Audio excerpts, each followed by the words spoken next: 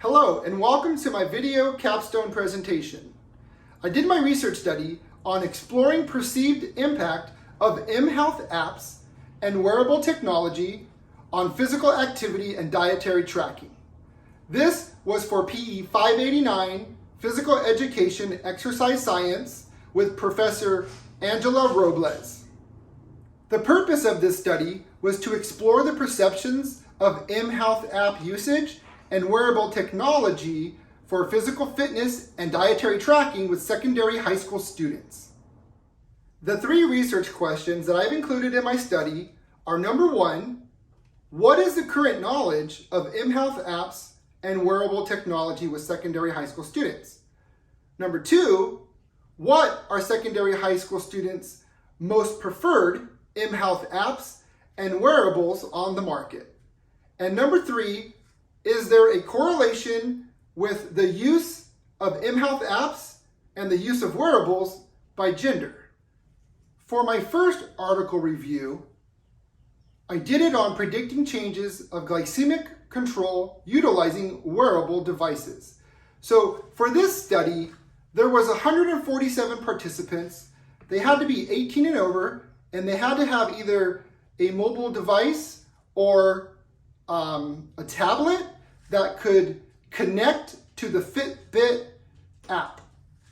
The research was conducted over a 6-month period, and some participants had to wear a wearable wristband similar to an Apple Watch. Others would wear a waist-worn wearable for the 6-month duration.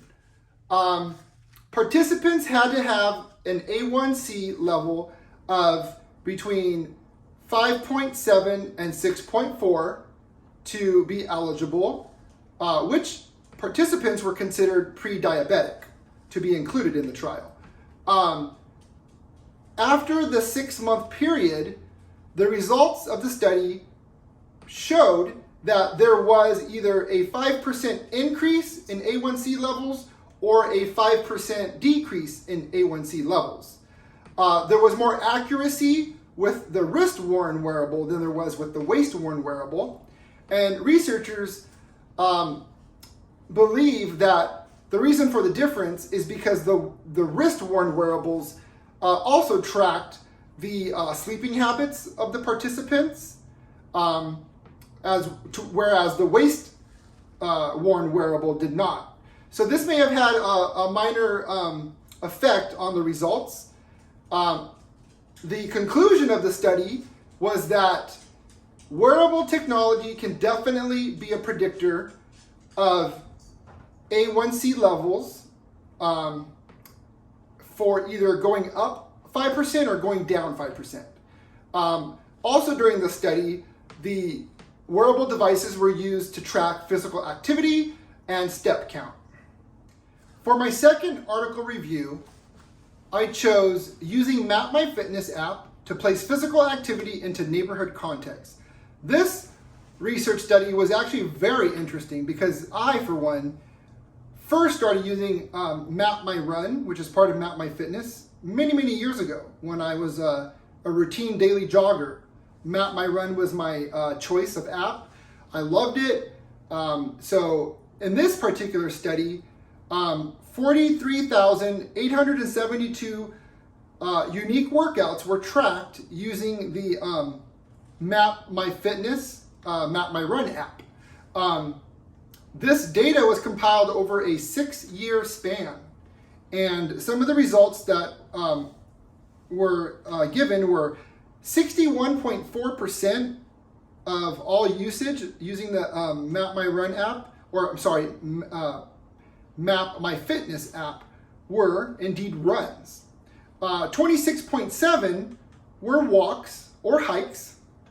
10% were bicycle rides, and 1.8% were considered other.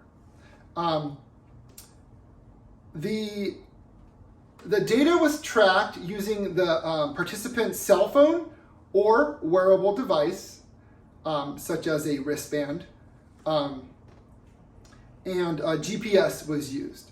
The GPS results did find that most of the workouts using MapMyFitness were inside of a park.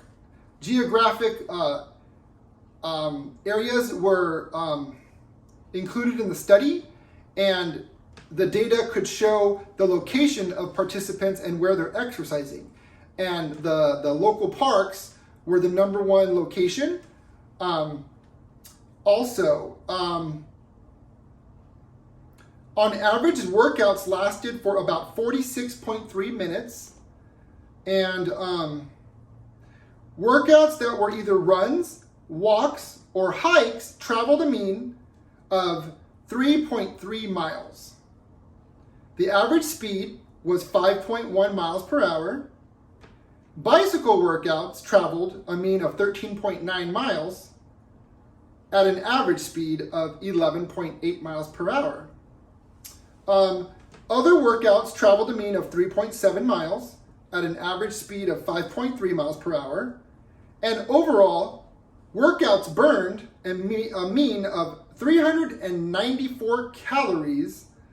So the MapMyFitness app and the MapMyRun app can track a lot of vitals, including calories burned, heart rate, miles per hour, speed, location. I mean, there's so many different things that these mHealth apps can provide.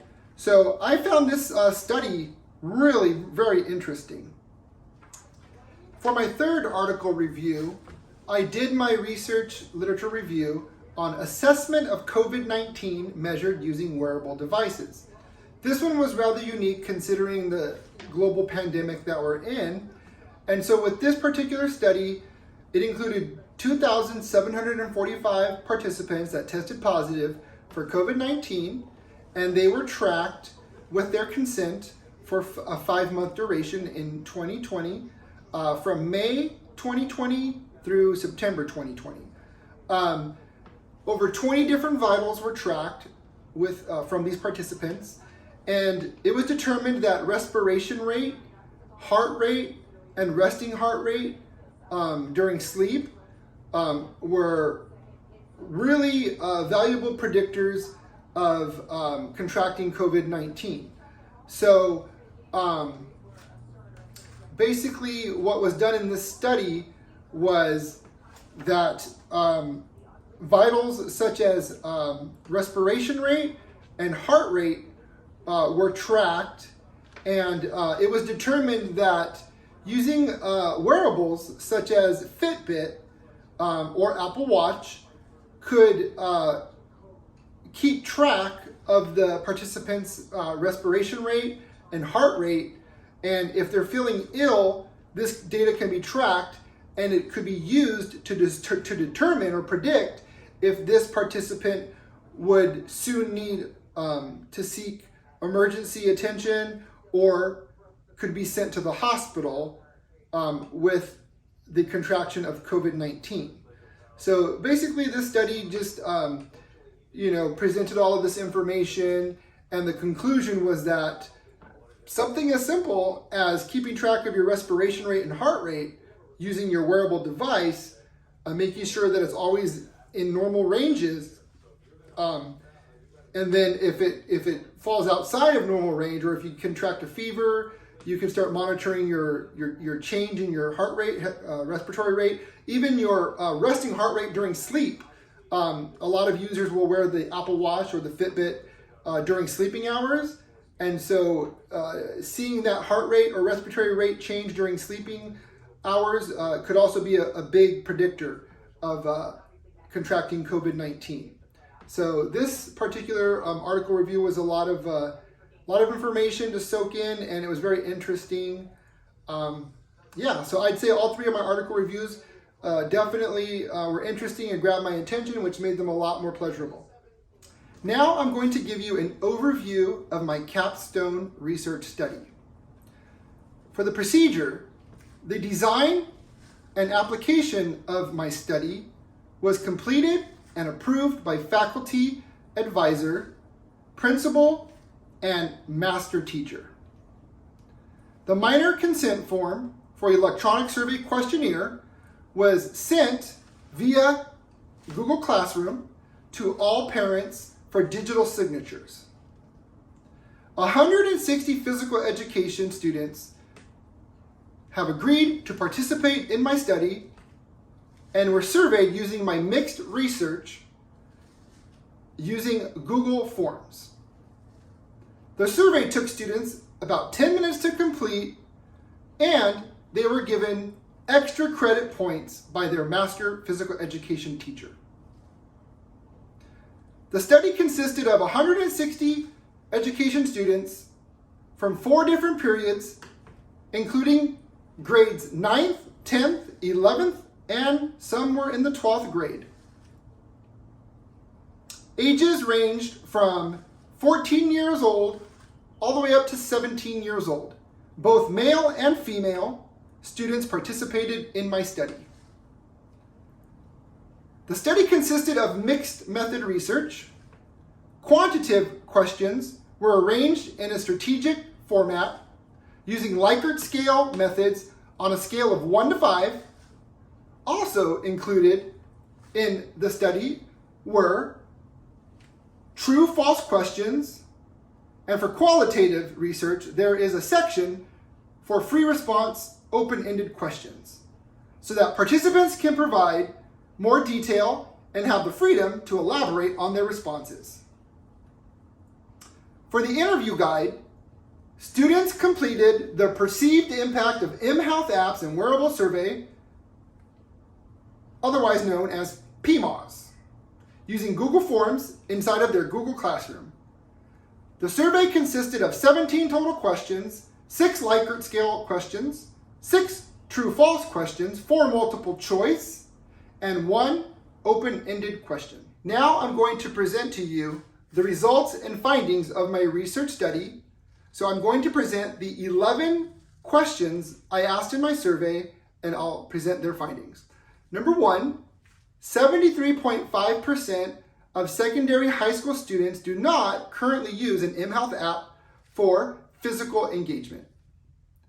Number 2, 83.8% do not currently use an mHealth app for dietary tracking.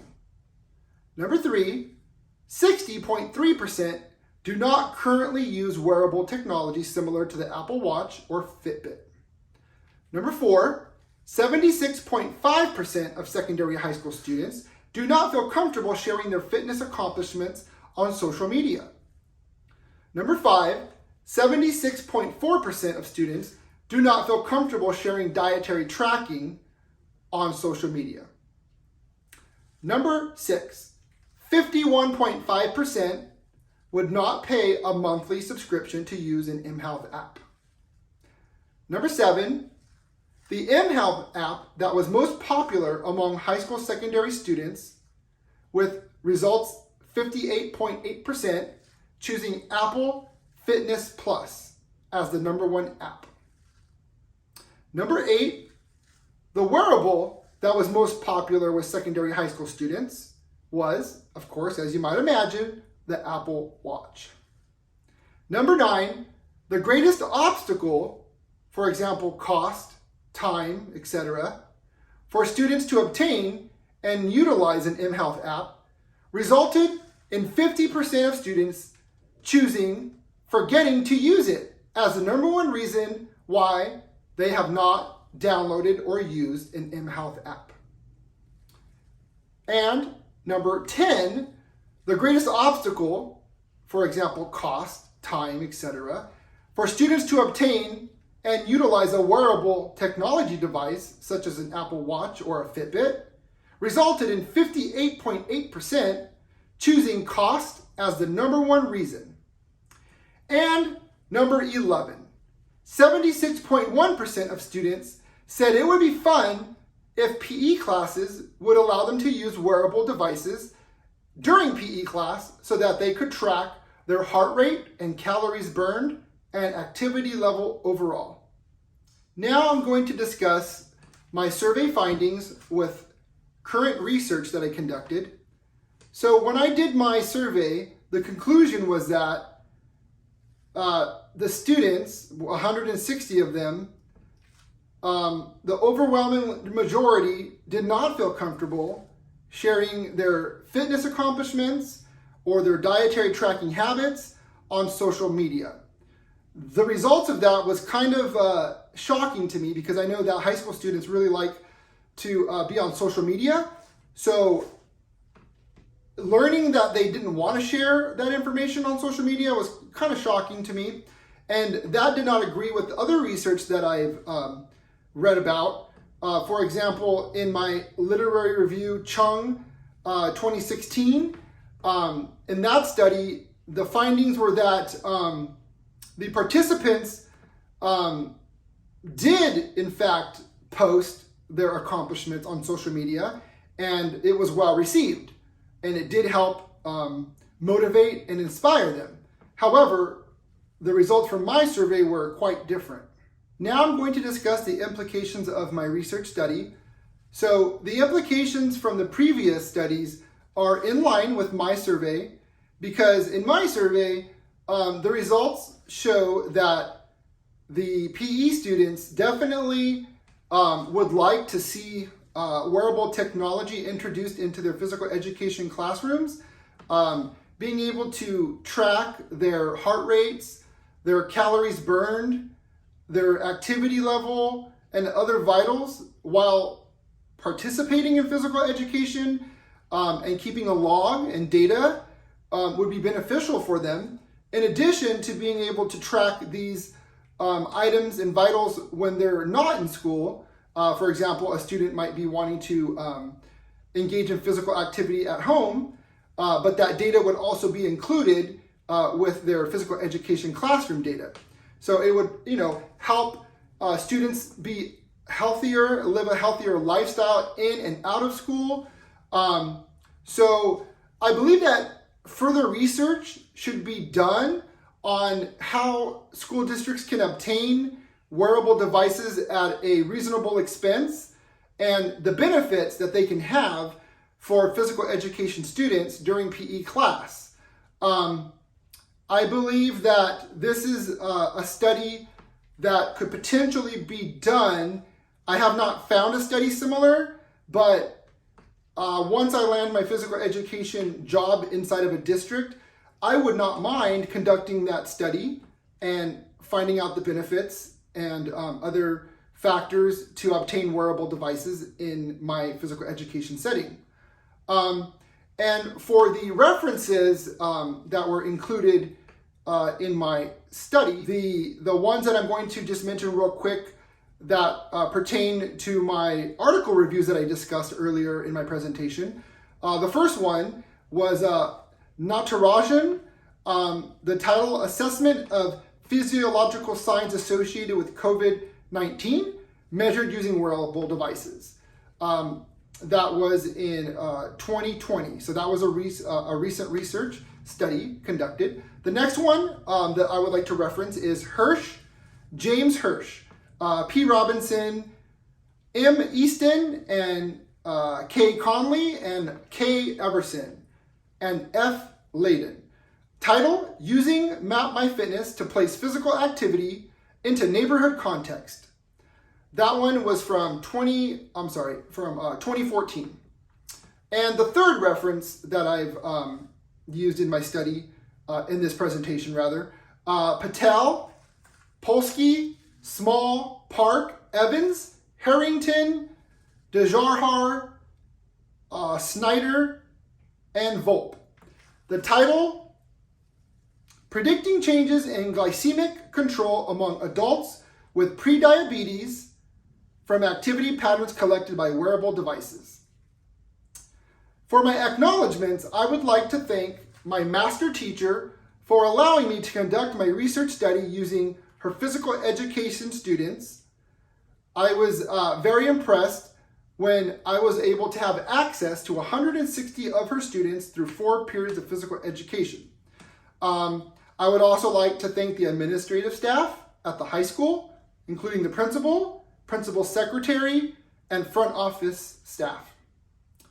And in conclusion, I would like to thank all the parents for letting their children participate in my study and signing my parental consent forms. And I'd like to thank you, most of all, for encouraging me to try my best while in this program and supporting me and all of your fellow classmates so that we could be successful APU students. Thank you so much for watching, and I hope you have a great summer.